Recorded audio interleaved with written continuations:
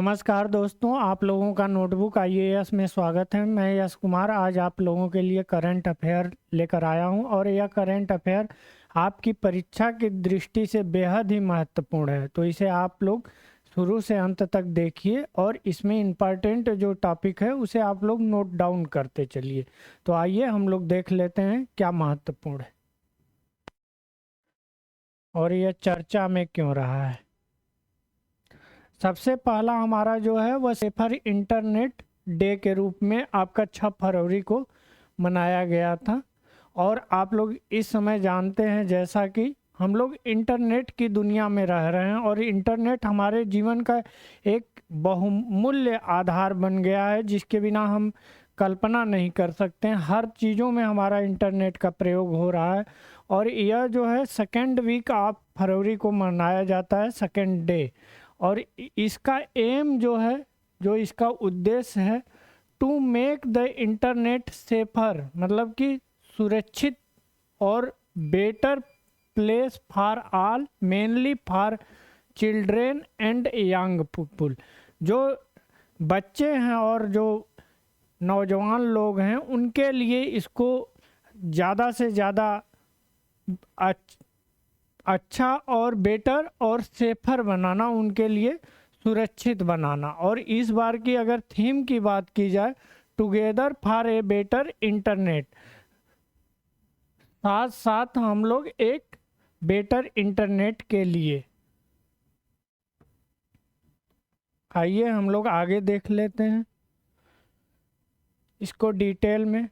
जैसा कि आप लोगों को मालूम है, जब भी 2020 या उससे पहले जब भी कोई चीज़ होता था किसी भी राज्य में, तो वहाँ पर राज्य सरकार और केंद्र सरकार के रिकमेंडेशन के द्वारा वहाँ पर इंटरनेट शट डाउन कर दिया जाता था। जब इंटरनेट शट डाउन किया जाता था तो इस मुद्दे को सुप्रीम कोर्ट में चुनौती दी गई थी। तो सुप्रीम कोर्ट ने वर्ष 2020 में सर्वोच्च न्यायालय इसको अनुच्छेद 19 के तहत एक मौलिक अधिकार के रूप में परिभाषित किया। आप लोग जैसा जानते हैं, आर्टिकल 14 से लेके आपका 35 तक आपके आर्टिकल जो हैं यह आपके मौलिक फंडामेंटल राइट हैं और आर्टिकल 32 जो है इनको सुरक्षा प्रोवाइड करता है, इसके प्रावधान जो हैं। और इसी को संविधान की आत्मा अंबेडकर जी ने कहा था। तो इसी को मौलिक अधिकार की स्वतंत्रता के रूप में परिभाषित किया गया। और केरल उच्च न्यायालय में ने भी 2019 में इंटरनेट तक पहुंच को अधिकार, शिक्षा के अधिकार के तहत, आप लोग जैसा जानते हैं शिक्षा का अधिकार जो है आर्टिकल 21A है, तो इसके तहत मौलिक अधिकार और निजता के अधिकार का हिस्सा माना। आप लोग 21 आर्टिकल को जानते हैं, यही लाइफ ऑफ प्राइवेसी की बात करता है और इसी के अंतर्गत केरला हाई कोर्ट ने इसको परिभाषित किया वर्ष 2019 में। आइए हम लोग आगे देख लेते हैं। एक सबसे महत्वपूर्ण आज का न्यूज है और यह इतना महत्वपूर्ण है आपकी परीक्षा के दृष्टि से, न कि यह प्री के लिए और मेंस के लिए भी है, कि उत्तराखंड जो राज्य है हमारा, जो 9 नवंबर 2000 में यह उत्तर प्रदेश से अलग हुआ था। चूँकि उस समय अलग हुआ तो यह उत्तरांचल के नाम से जाना जाता था, बाद में इसका नाम उत्तराखंड किया गया। और यह इसलिए ऐतिहासिक है क्योंकि यह पहला राज्य बन गया है। अगर आप आज़ादी के बाद देखें, या तो 1961 में जो लिबरेशन हुआ था गोवा का, उसके बाद देखें तो यह हमारा पहला राज्य हो गया जो कि यूसीसी लागू करने की तरफ अपना पहला कदम बढ़ाया है। यानी वहाँ की असेंबली में यूनिवर्सल सिविल कोड पेश किया गया है और यह बेहद ही महत्वपूर्ण आपकी परीक्षा के दृष्टि से है, क्योंकि वर्तमान सरकार इस पर लगातार काम कर रही है ताकि जो यूसीसी है उसे लागू किया जाए और यह हमेशा चर्चा में बना रहता है। तो आप लोगों को यह देखना चाहिए इसमें क्या कठिनाइयाँ चुनौतियाँ हैं और चुनौतियाँ किस प्रकार है। क्या भारत में डाइवर्सिटी इतनी है, जो जाति धर्म या अलग अलग जिनके लिए कोड बने हैं, कानून बने हैं, और उनको उसमें किस प्रकार से इसको समग्र रूप से एक सतह पर लाया जाए, उसी के संदर्भ में आपका यह यूसीसी है। और यूसीसी जो भारतीय संविधान का आर्टिकल 44 है, इसके बारे में व्याख्या करता है। यह भी आपके परीक्षा के दृष्टि से बेहद ही महत्वपूर्ण है। तो आइए हम लोग इस बिल के बारे में चर्चा कर लेते हैं, क्योंकि यह अभी बिल है। अभी जब वहाँ के राज्यपाल के द्वारा इस पर सिग्नेचर होगा तब यह अधिनियम बनेगा। तो चूँकि हम लोग मेन प्रावधान देख ले रहे हैं क्या है। आप लोग जैसा जानते हैं वहाँ पर उत्तराखंड में 2.9% जो है वह ट्राइब है, ट्राइब पॉपुलेशन है, जो कि पूरे आदिवासी या आप कह सकते हैं अनुसूचित जनजाति। और एक चीज़ आप लोगों को याद होगा, अभी हाल ही में जब यूसीसी की मांग उठ रही थी तो एमपी या अन्य जगह के जो ट्राइबल पीपुल हैं उन्होंने अपने अधिकारों की रक्षा के लिए जगह जगह आंदोलन किए थे। तो इस चीज़ को भी आप लोगों को नोटिस करना है। अगर वहीं पर देखा जाए फैक्ट के रूप में तो वर्ष 1961 में जब भारत में गोवा को मिलाया गया था लिबरेशन के द्वारा, भारतीय आर्मी के द्वारा, तो वहाँ पर पहले से पुर्तगालियों का जो शासन था और 1867 में वहाँ पर एक कोड बना था। इसी कोड के तहत गोवा में आपका यूसीसी यानी कि यूनिफॉर्म सिविल कोड वहाँ पर लागू है। और अगर उत्तराखंड की बात की जाए तो उत्तराखंड में इसके बहुत सारे प्रावधान हैं इसमें दिए गए हैं। सबसे पहला प्रावधान जो है इसमें, जो अगर कोई भी शादी करता है, शादी करने के बाद उनको रजिस्ट्रार, जो जिला रजिस्ट्रार होते हैं, उनके यहाँ पंजीकृत कराना है। और यह जो एज होगा आपका पुरुष के लिए यह 21 ईयर होगा, जबकि महिलाओं के लिए 18 वर्ष होगा, यानी कि 18 वर्ष होगा। जैसा कि आप लोग जानते हैं कि यह पहले से ही प्रावधान दिया गया है, क्योंकि इसमें सरकार समय समय पर यह मांग हो रहा है कि जो महिलाओं में शिक्षा का स्तर गिर रहा है या तो धीमी गति से बढ़ रहा है, तो महिलाओं को का योगदान बढ़ाने के लिए उनका 18 वर्ष से बढ़ाकर 21 वर्ष उनका भी एज के लिए चल रहा है। क्योंकि अभी यह लागू नहीं हुआ है, नहीं उस रूप दिया गया है, इसलिए इस प्रावधान में जो पुरुष का एज है और महिला का जो सेम है उसी के अनुसार है। और इसमें एक चीज़ और बात की गई है, जैसे जो लिव इन रिलेशनशिप में रह रहे हैं जिनकी एज 21 ईयर है, 21 ईयर है मेल और फीमेल की, तो उनको अपने रजिस्ट्रार, उस ज़िले के रजिस्ट्रार से उनको परमिशन लेना पड़ेगा। और अगर 21 से बिलो हैं तो उनको फिर बाद में रजिस्ट्रार को सूचित करना होगा। सूचित करने के बाद वहाँ से परमिशन मिलेगा, तब उसके बाद वह लिव इन रिलेशन में रह सकते हैं। अगर उसके दौरान कोई फॉल्स होता है तो उनको 3 महीने की कठोर कारावास है, यहाँ पर आप देखेंगे 3 मंथ्स इम्प्रिजमेंट। और फिर उसके बाद अन्य फॉल्स पाए जाते हैं इंफॉर्मेशन, रॉन्ग इंफॉर्मेशन, तो उनको साथ में 3 महीने की कारावास, साथ ही साथ आपका 25,000 का जुर्माना का प्रावधान किया गया है। और इसमें सभी बच्चों को इक्वल माना गया है जो प्रावधान है उसके अनुसार। क्योंकि अभी यह अधिनियम नहीं बना है, अधिनियम बनेगा तो और सारी चीज़ें इसमें कन्फर्म हो जाएगी। आइए अमर उजाला में यह दिया गया है फैक्ट, इसके अनुसार देख लेते हैं अभी तक क्या था और क्या विधेयक में क्या परिवर्तन हुआ है। जैसे शादी, तलाक, विरासत, गोद लेने के मामले में विभिन्न धर्मों के अलग अलग पर्सनल लॉ हैं। आप लोग जैसा जानते हैं जो इस्लाम धर्म को फॉलो करते हैं उनके लिए अलग है, और हिंदू धर्म के लिए जैसा परिवर्तन हुआ है उसके अनुसार है, तो सभी लोगों के लिए एक ही कानून बनेगा जो सभी धर्मों को मानने वाले लोग इसको फॉलो करेंगे। अभी तक आप लोग जानते थे तलाक के बाद दोबारा उसी पुरुष से शादी के लिए कुछ कुरीतियां थी, इसको समाप्त कर दिया गया है। जैसा हलाला या अन्य मामले में देखा जाता है वह चीज़ें हैं। और महिलाओं को तलाक के बाद उसी पुरुष या अन्य पुरुष से शादी करने के लिए बाधा नहीं जा सकता, यानी उन पर बाध्यकारी नहीं होगा। और इसमें एक और प्रावधान है कि अगर मान लीजिए कोई भी शादी करेगा उसी संदर्भ में उसी हालात में शादी कर सकता है जब वह पहली पत्नी को अपने या तो तलाक दे दिया हो, या तलाक उसका जब पूर्ण रूपेण से तलाक लागू हो जाए तभी वह एक पत्नी को जीवित रहते हुए वह दूसरी पत्नी से शादी नहीं कर सकता है, जो भी उत्तराखंड के लोग निवासी होंगे। आइए हम लोग आगे बात कर लेते हैं। मिनिस्ट्री ऑफ कल्चर भारत सरकार द्वारा है, यह मेरा गांव और मेरी धरोहर प्रोजेक्ट लॉन्च की है।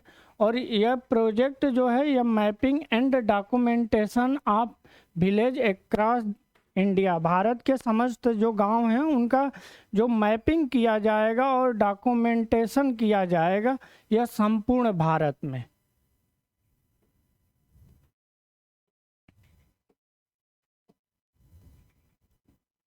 आइए हम लोग डिटेल में इसको देख लेते हैं। It is pan India initiative ministry of culture under the national mission of cultural mapping and was launch 27 जुलाई 2023। यह 27 जुलाई 2023 को यह लॉन्च किया गया था। यह नेशनल मिशन के अंतर्गत इसे लॉन्च किया गया था। It seek to compile comprehensive information detailing the life, history, ethos of Indian village and to make the same available to virtual and real time visitor। इसमें यह सब सारी चीज़ें देखी जाएंगी जो जीवन के बारे में और इतिहास और इथोस जो विलेज हैं उनके बारे में।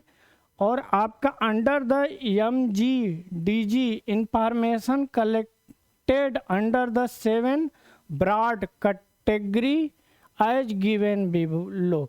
यह सारी जो चीज़ें हैं उनको 7 भागों में विभाजित किया जाएगा।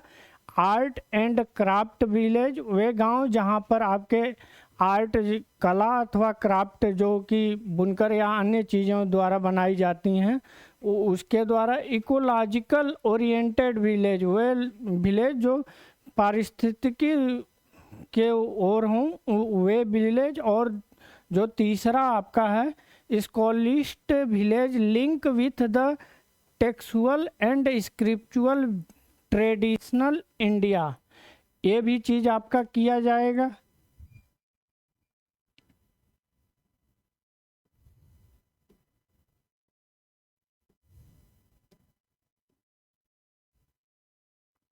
आइए हम लोग एक बेहद ही महत्वपूर्ण खोज देख लेते हैं नासा द्वारा। नासा आप लोग जानते हैं जैसा कि यह अमेरिकी अंतरिक्ष एजेंसी है। यह डिस्कवर की है, खोजी है सुपर अर्थ है। इसका नाम सुपर अर्थ दिया गया है क्योंकि यह अर्थ के ही भांति है। और with habitat zone, habitat zone का तात्पर्य यही है कि यहाँ पर आपके मानव के रहने योग्य यह देखा गया है। This planet 137 light year away assure, यह जो पृथ्वी से है आपका 137 प्रकाश वर्ष दूर है। यह डाउन टू अर्थ पत्रिका आती है, बेहद ही महत्वपूर्ण है। यह आपका जितना भी ज्योग्राफी या इन्वायरमेंट से रिलेटेड होता है यह बहुत ही महत्वपूर्ण यह पत्रिका होती है। इसी पत्रिका में यह दिया गया है India coal demand to increase 1.5 million ton by 2030। Bharat का जो कोल डिमांड है वह 2030 तक आपका 1.5 बिलियन टन बढ़ जाएगा। यह डाउन टू अर्थ पत्रिका द्वारा है। और यह एक पैराडॉक्स है, आप लोग जैसा जानते हैं कि कोल का जब से हुआ है कि यह एक बेहद ही महत्वपूर्ण कारण है हमारे ग्लोबल वार्मिंग में, तब से इस पर कई प्रकार के टैक्स लगाए जा रहे हैं। चूँकि यह एक बेहद ही महत्वपूर्ण ऊर्जा का साधन है। जैसा कि आप लोग जानते हैं थर्मल एनर्जी में लगभग 60% से ज़्यादा जो है हमारा कोल जो थर्मल एनर्जी होती है यह इसी के द्वारा प्रोड्यूस किया जाता है। और इसको लोग फ्यूचर एनर्जी के बारे में भी जानते हैं। आप लोग 2016-17 का आप लोग इकोनॉमिक सर्वे पढ़ेंगे तो उसमें इसके बारे में कोल के बारे में बेहद ही महत्वपूर्ण बतलाया गया है कि ये फ्यूचर का कैसे है एनर्जी है इसके बारे में। चूँकि अन्य सौर ऊर्जा को भी कहा जाता है, लेकिन इसको इसलिए कहा जाता है क्योंकि यह परंपरागत ऊर्जा है। तो आइए इसी के बारे में हम लोग देख लेते हैं डिटेल में। Continue expanding Indian economic expected during the 2022 to 2024। यह है आपका 7.4 जो एवरेज एनुअल जीडीपी ग्रोथ है, यह बतलाया गया है आपका। Fuel at least partially by coal, यह कोल इसमें पार्शियली है जो कि महत्वपूर्ण है इसका। India push domestic coal mining, Bharat सरकार के द्वारा जो कोल माइनिंग है डोमेस्टिक घरेलू, इसकी डिमांड ज़्यादा तेज़ी में बढ़ रही है, इसमें बढ़ावा दिया जा रहा है। Through both Coal India and auction of the coal block to private company, coal usages in India will increase it as it place in the other part of the world including China. आप लोग जैसा जानते हैं कि भारत द्वारा 1997 में एक कोल में एक नीति लाई गई थी, फर्स्ट कम फर्स्ट सर्व। उसी के बाद से लगातार हम लोग इसमें प्राइवेट सेक्टर को इसमें बढ़ावा दे रहे हैं, ज़्यादा से ज़्यादा माइनिंग हो जिससे कि हमारी जो ऊर्जा सुरक्षा है, ऊर्जा सुरक्षा के लक्ष्य को हम लोग प्राप्त करें। तो उसी के बारे में बतलाया गया है 2024 में। The central government has open up coal mining for the private sector, और यह प्राइवेट सेक्टर के लिए सेंट्रल गवर्नमेंट के द्वारा खोला गया है। Claiming as one of it most ambitious coal sector reform है, यह जो कि बहुत ही महत्वाकांक्षी यह सेक्टर है। और यह भारत सरकार द्वारा इसे ऑक्शन के रूप में, नीलामी के रूप में दिया जा रहा है। आइए हम लोग आगे देख ले रहे हैं। इट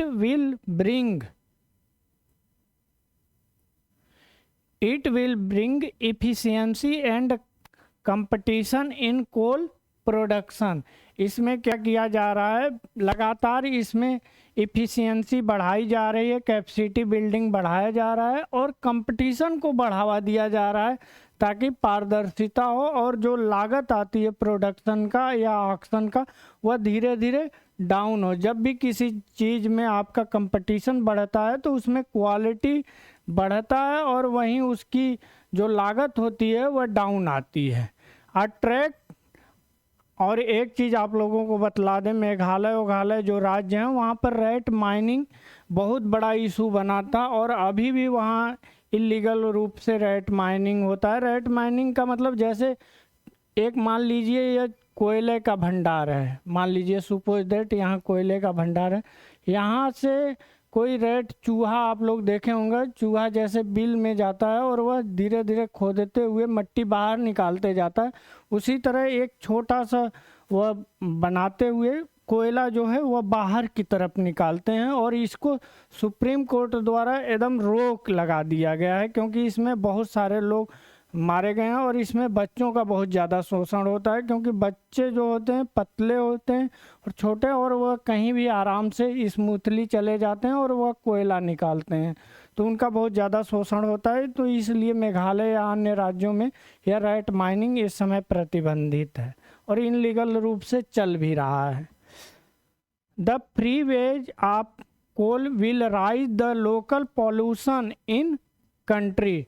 जो फ्री वे हैं या इसके चलते जो कि आपका राइज हो रहा है, यानी बढ़ोतरी हो रहा है local pollution in country, Bharat में जो है कि इसके द्वारा आपका वृद्धि हो रहा है। The government has notified new emission norm. Bharat सरकार द्वारा इसके लिए नए नोटिफिकेशन जारी किए गए हैं, मानक बनाए गए हैं, ताकि coal based thermal power plant के लिए। But the implementation on the ground has been inadequate, यानी कि इसका जो ग्रास रूट लेवल पर अगर देखा जाए, इसका जो लागू करने की प्रक्रिया है वो बहुत ही अनुचित है, यानी कि इसमें इलीगल रूप में बहुत ज़्यादा कार्य हो रहे हैं।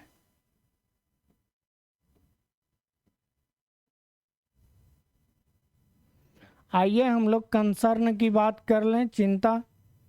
कोल based thermal power plant on a annual basis emit third of the total green house gas emission in the country. देश में जो total green house gas emission होता है उसमें तीसरे स्थान पर आपका coal based thermal power plant का स्थान है। By the offer resting about 1/3 area of Delhi, 1,50,000 hectare इसके द्वारा जो है कि आपके प्रभावित हैं। The government claim reduce 0.04% of coal emission per annum. प्रति वर्ष जो गवर्नमेंट भारत सरकार के द्वारा यह आपका 0.04% इसके एमिशन को घटाने का लक्ष्य रखा गया है प्रति वर्ष। In a density population country of afforestation to be route to net zero might not to pro very promising. इसका यही तात्पर्य है कि जो नेट जीरो हम लोग हासिल करना चाह रहे हैं उसमें जो एफॉरेस्टेशन, इसका तात्पर्य यही है कि जो हमारे एरिया हैं सुपोज दैट वहाँ पर आपका कोल माइनिंग हो रहा है या किसी कारणवश, तो यहाँ पर फॉरेस्टेशन करना ताकि कि एमिशन को और कंट्रोल किया जाए, जो कि नेट जीरो की प्राप्ति हो। नेट जीरो प्राप्त करने का आपका लक्ष्य जो है वह 2070 है। या आप लोग ध्यान दीजिएगा, यह परीक्षा की दृष्टि से बेहद ही महत्वपूर्ण है। Switching to renewable energy by coal company was another effort toward the turning into the low carbon economic. यदि मान लीजिए कि कोई भी देश है वह स्विच कर रहा है, स्विच करने का मतलब एक जगह से दूसरे जगह जा रहा है, एक में स्विच करके एक से दूसरे में रिन्यूएबल एनर्जी की तरफ जा रहा है, तो वहाँ पर क्या होगा कि जो कार्बन एमिशन है यह भी धीरे धीरे आपका डाउन होगा, क्योंकि रिन्यूएबल एनर्जी में कार्बन एमिशन बहुत ही कम या ना के बराबर होता है। आइए हम लोग महत्वपूर्ण क्वेश्चन देख लेते हैं। हाल ही में पीएम मोदी ने भारत ऊर्जा सप्ताह का उद्घाटन कहाँ किया था? आपका ऑप्शन दिया गया है गोवा, बेंगलुरु, न्यू दिल्ली, इंदौर। तो आपका यह उद्घाटन किया गया है, यह आपका गोवा में किया गया है और यह 6 फरवरी से लेके 9 फरवरी तक यह चलेगा गोवा में।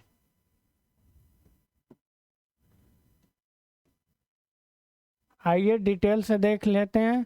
भारत ऊर्जा सप्ताह का जो आयोजन किया गया है यह 6 से 9 फरवरी तक गोवा में आयोजित किया जा रहा है और यह भारत का सर्वोच्च और एकमात्र विशिष्ट ऊर्जा प्रदर्शनी सम्मेलन है और भारत में ऊर्जा पारगमन लक्ष्यों के लिए संपूर्ण ऊर्जा मूल्य श्रृंखला को एक मंच प्रदान करना है और उत्प्रेरक के रूप में काम करना है। जब कोई ऐसे सप्ताह आयोजित किया जाता है तो वह पारगमन मतलब कि जो सप्लाई चीज़ें हैं, सप्लाई चेन जो बाधित हो रही हैं या मूल्य श्रृंखला जो संपूर्ण भारत में है, उसको एक रूपता, एक मंच प्रोवाइड करने के लिए यह चीज़ें की जाती हैं। यमन देश के प्रधानमंत्री कौन बने हैं आपके? या ऑप्शन है अहमद अवद बिन अजाली अमानी, गैब्रियल एटल, और आपका है बर्नार्डो एवेरलो। या आप इसमें जो ऑप्शन है या ऑप्शन ए आपका सही है, क्योंकि यमन इस समय बहुत चर्चा में रहा है क्योंकि वो यहाँ ही से हुती विद्रोही जो कि ईरान समर्थित हैं और यहीं से हमला कर रहे हैं, जितने भी वहाँ से शिप गुजर रहे हैं उस पर, और वर्ष भर में लगभग $1 ट्रिलियन का व्यापार आपका रेड सी के द्वारा या मेरिडियन सी से होता है। आइए हम लोग डिटेल में देख लेते हैं। यही आपका रेड सी है और यह यमन है और यह गल्फ ऑफ अडन है। यह बेहद ही महत्वपूर्ण है। यह यही बहुत पतला चैनल है और यह आपका जिबूती है जो कि हार्न ऑफ अफ्रीका का यह पार्ट है। इसके ऊपर जाएंगे यहाँ पर तो यही पोर्ट ऑफ स्वेज और पोर्ट ऑफ सईद 2 पोर्ट हैं जो कि इजिप्ट में स्थित हैं और यहीं जाकर मेरिडियन सी से लिंक करते हैं।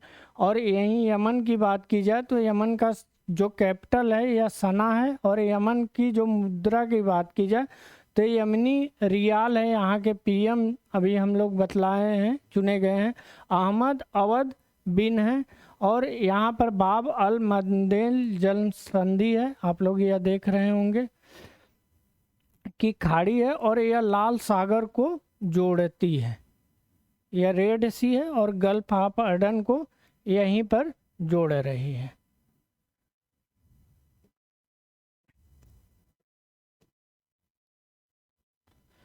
हाल ही में outstanding business women of the year पुरस्कार से सम्मानित किया गया है दीपा भंडारे, सुधा मूर्ति, डॉक्टर बीना मोदी, सविता कंसवाल। तो इसमें जो राइट ऑप्शन है आपका डॉक्टर बीना मोदी को चुना गया है आपका outstanding business women of the year के रूप में। और यह जो पुरस्कार दिया गया है यह रक्षा मंत्री राजनाथ सिंह के द्वारा दिया गया है। आइए हम लोग डिटेल में देख लेते हैं। यह मोदी इंटरप्राइजेज जो प्रतिष्ठित इसकी चेयरपर्सन है डॉक्टर बीना मोदी, इन्हें outstanding business women of the year पुरस्कार से सम्मानित किया गया है। इंडिया अमेरिकी चैम्बर ऑफ कॉमर्स द्वारा आयोजित एक सम्मेलन में रक्षा मंत्री राजनाथ सिंह द्वारा यह सम्मान प्रदान किया गया है।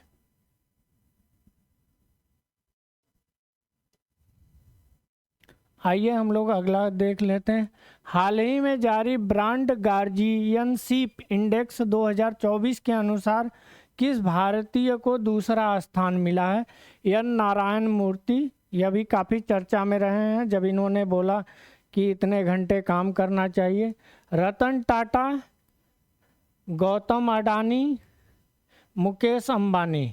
तो इसमें जो आपका ऑप्शन सही है यह आपका डी ऑप्शन सही है, Mukesh Ambani.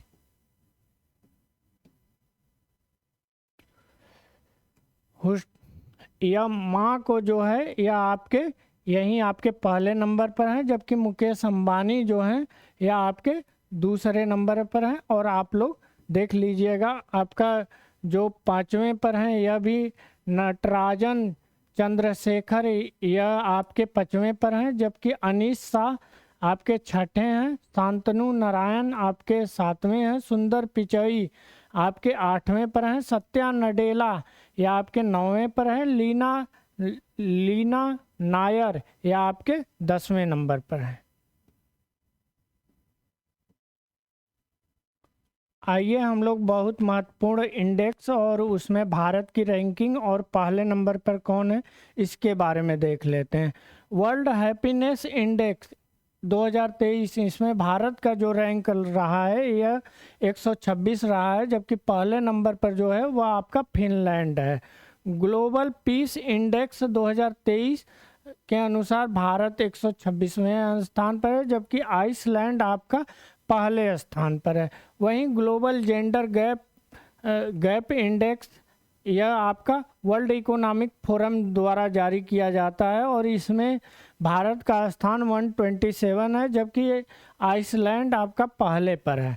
Global fire power index में भारत का स्थान चौथा है, जबकि यूएसए का आपका पहला है। ऊर्जा संक्रमण सूचकांक में 67वें नंबर पर है, पहले पर आपका स्वीडन है और यह भी इंडेक्स वर्ल्ड इकोनॉमिक फोरम द्वारा जारी किया जाता है। वैश्विक प्रतिस्पर्धा सूचकांक में भारत 40वें नंबर पर है, जबकि डेनमार्क आपका पहले नंबर पर है। वर्ल्ड प्रेस फ्रीडम इंडेक्स में भारत का जो स्थान है वह आपका 161वां है। यह बहुत ज़्यादा आपका चर्चा में रहा है। प्रेस विदाउट बॉर्डर द्वारा यह जारी किया जाता है और पहले नंबर पर जो है रिपोर्टर विदाउट बॉर्डर द्वारा जारी किया जाता है। पहले नंबर पर आपका नॉर्वे है। आर्थिक स्वतंत्रता सूचकांक में भारत का स्थान जो है वह 131 है और सिंगापुर पहले स्थान पर। यह आपके आरओ के लिए बेहद ही महत्वपूर्ण है। हुरून ग्लोबल यूनिकॉर्न इंडेक्स में पहले नंबर पर आपका यूएसए है, दूसरे पर चाइना है, तीसरे पर भारत है। वर्ल्ड बैंक द्वारा रसद प्रदर्शन सूचकांक यानी लॉजिस्टिक परफॉर्मेंस इंडेक्स में भारत का जो स्थान है वह आपका 38 है।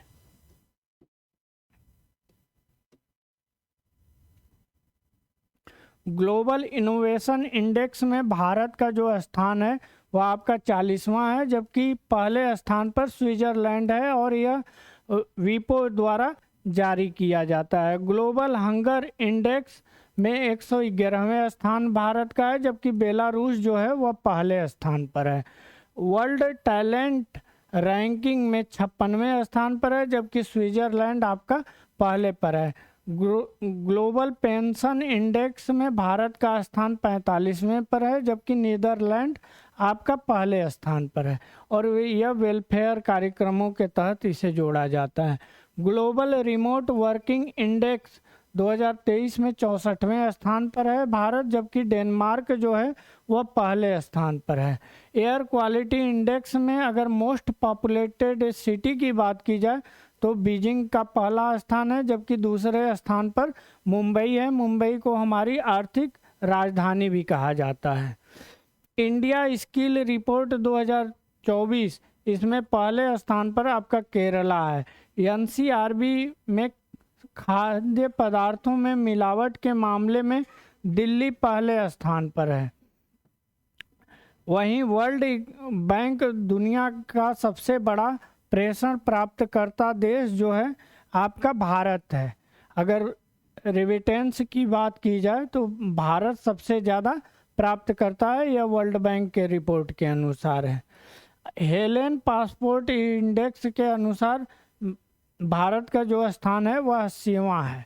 वहीं global climate change performance index में भारत का 7वां स्थान है। भारत लगातार 3 वर्षों तक अंडर 10 में बना हुआ है।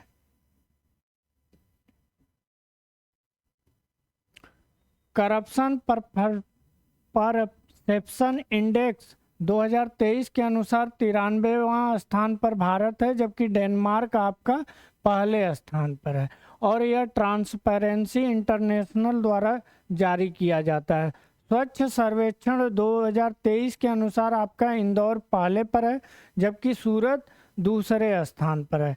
1 लाख से कम आबादी में सासवद महाराष्ट्र में पड़ता है, यह पहले स्थान पर है।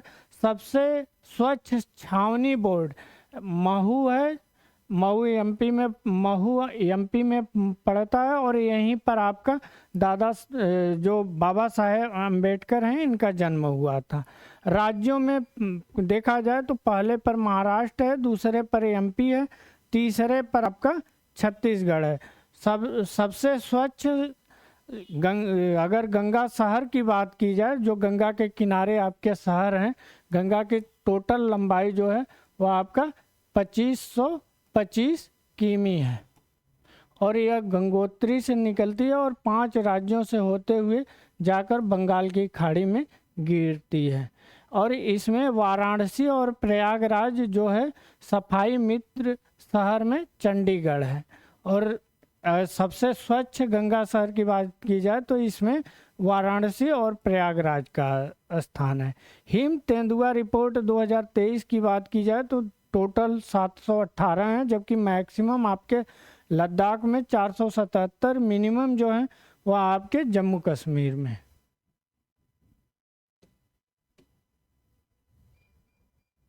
हाल ही में भारतीय नौसेना के नए वाइस चीफ कौन बने हैं? अनिल कुमार लोहाटी, उपेंद्र द्विवेदी, अरविंद पनगड़िया, राहुल रस गोत्रा। तो आपके जो बी ऑप्शन है, यही बी ऑप्शन आपका सही है। वहीं बात किया जाए आर्मी चीफ का तो मनोज पांडे हैं और 16 जनवरी को प्रत्येक वर्ष आपका आर्मी डे के रूप में मनाया जाता है। नवल चीफ की बात की जाए तो आर हरि कुमार है और नवल डे आपका 4 दिसंबर को प्रत्येक वर्ष मनाया जाता है। और यह 1971 में जो इंडो पाक युद्ध हुआ था, उसी युद्ध में हमारे जो हमला किया गया था उसी के उपलक्ष्य में मनाया जाता है। एयर चीफ मार्शल विवेक राम चौधरी हैं और इंडियन एयरफोर्स की स्थापना जो की गई थी वह 8 अक्टूबर 1932 को की गई थी और प्रत्येक वर्ष 8 अक्टूबर को एयरफोर्स डे के रूप में मनाया जाता है।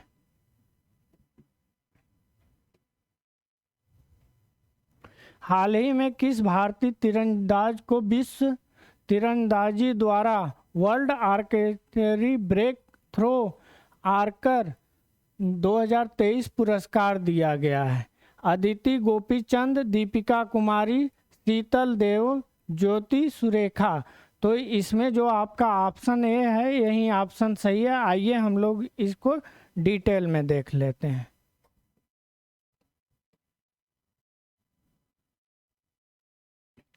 इन्हें जो पुरस्कार दिया गया था वह आपका 2023 में अर्जुन पुरस्कार दिया गया था। 2023 में ही यह वर्ल्ड आर्चरी चैंपियनशिप जो जर्मनी में हुआ था उसमें इन्होंने गोल्ड मेडल जीता था, जो कि सबसे कम उम्र की खिलाड़ी बनी थी। 2023 में आयरलैंड में आयोजित वर्ल्ड आर्चरी यूथ चैंपियनशिप में इन्होंने गोल्ड मेडल जीतने वाली पहली भारतीय खिलाड़ी बनी थी। अभी एशियन गेम 2023 में व्यक्तिगत स्पर्धा में कांस्य पदक और कंपाउंड श्रेणी में इन्होंने गोल्ड मेडल जीता था।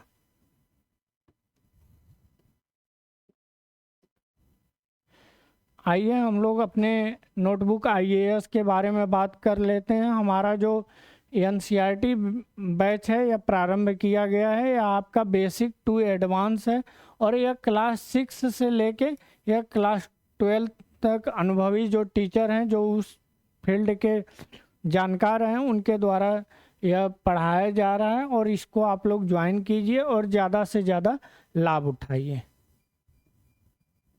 सबसे पहले आप लोग हमारे चैनल को ज़्यादा से ज़्यादा लाइक कीजिए, सब्सक्राइब कीजिए और अपने दोस्तों में इसको ज़्यादा से ज़्यादा शेयर कीजिए ताकि कोई भी महत्वपूर्ण सूचना है वो आपके पास तत्काल पहुंचे और आप लोग कहीं भी रहें इसके द्वारा आप लोगों को नोटिफिकेशन जिस भी संदर्भ में मिले आप लोग प्रोएक्टिव होकर उसको काम करें और एक अच्छी सफलता हासिल करें। साथ ही साथ आप लोग गूगल प्ले स्टोर में जाइए, वहाँ पर notebook IAS education for all type कीजिए। टाइप करने के बाद आप लोगों को ऐसा आइकॉन दिखाई देगा और हम लोग विभिन्न जो यूनियन पब्लिक सर्विस कमीशन है और जो स्टेट पब्लिक सर्विस कमीशन है, इसके द्वारा जो भी परीक्षाएं कराई जा रही हैं उसको बेहद ही कम कीमत पर हम लोग एग्ज़ाम कंडक्ट उसी के पैटर्न पर टेस्ट सीरीज कराते हैं, ताकि आप लोगों को एक अच्छा रिजल्ट हासिल हो। और आप लोगों को अगर कोई भी इशू आए तो आप लोग इस नंबर पर कॉल करें। धन्यवाद।